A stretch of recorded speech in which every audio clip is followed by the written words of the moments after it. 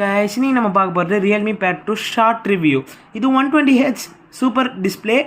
அதுக்கப்புறம் இது 33 watt charging, 8360 mAh, Helio G99 chipset.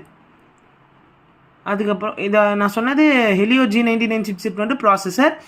அதுக்கப்புறம் இதோட ஸ்பீக்கர்ஸ் வந்து 4 சைடு இருக்குது, குவாட் ஸ்பீக்கர்ஸ்னு சொல்லுவாங்க, டால்பி அட்மோஸ்.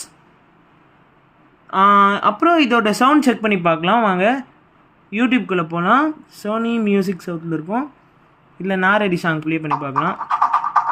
ஃபுல் சவுண்ட் வச்சுக்கலாம்.